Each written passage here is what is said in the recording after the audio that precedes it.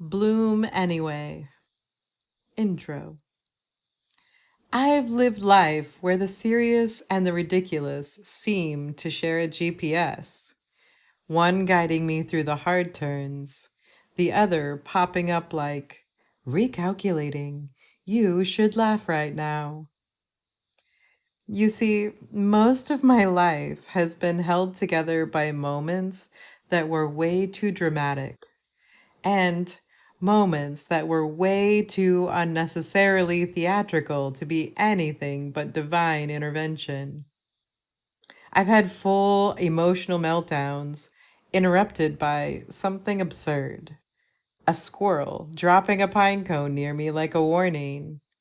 My shoe randomly squeaking like it was trying to confess something.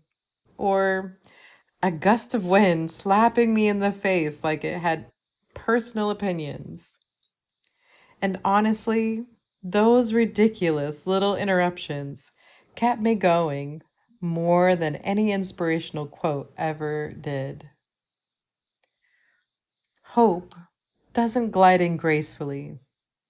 She usually shows up late, trips over absolutely nothing, knocks something off the counter, and then acts like she meant to do it.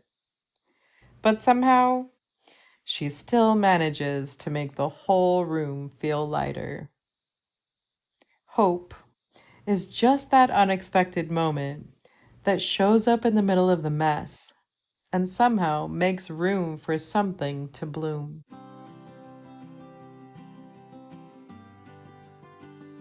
Life, for me, has always felt like a duet between the tragic and the absurd. Grief humming through a cello's low strings, while comedy barges in with a kazoo, off key, uninvited, and somehow exactly the sound the moment didn't know it needed. I've been broken and repaired so many times, the pattern feels familiar, like a bowl mended with gold. Each seam a soft declaration that the break didn't win. It just changed the shape of the story. But the image that stays with so many of us is that bent tree in the forest. You know the one. The one shaped by storms, leaning sideways as if listening to the secrets in the wind. People hike miles past perfectly symmetrical trunks to photograph the one tree that grew its own way.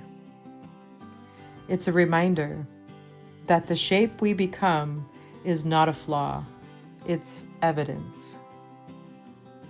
And maybe that's why so many of us feel a little like those stubborn little weeds, you know, that pop up in the driveway, the ones nobody planted, nobody watered, and yet somehow they're thriving like they own the place. A tiny act of defiance, a reminder that growth doesn't always look graceful. But life doesn't let heaviness have the whole stage. It throws in ridiculousness like a cosmic wink. Like the night someone tries to take a calming bath and accidentally pours garlic olive oil into the water. Or the moment a person climbs onto a bucket that decides to betray them and drops both legs straight into a vat of used motor oil. Those kinds of scenes.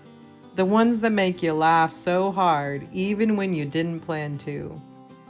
They're the ones that sneak in and keep you going. Maybe that's the real journey. The way flaw plus awesome gets stitched into all of us.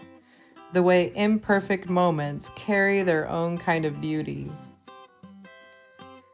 And somewhere in all of this, the sideways trees, the gold seams, the garlic baths, the motor oil slapstick comedy, we realize hope isn't something we have to chase.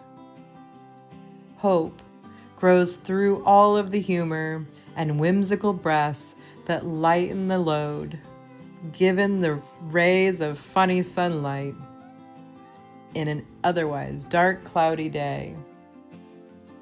Hope. It's the small shift that happens when you steady yourself after a long moment, when you notice the day feels a little less heavy than it did before.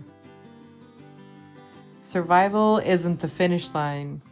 It's just the place where the things begin to open again.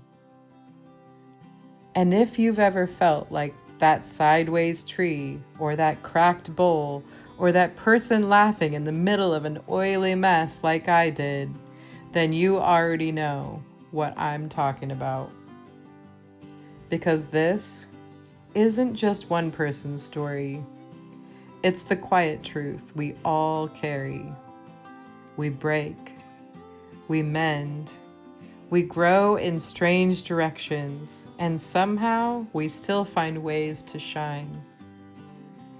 We are the bent trees, and there's nothing wrong with that. There's beauty in it, the kind that doesn't ask permission before it blooms anyway.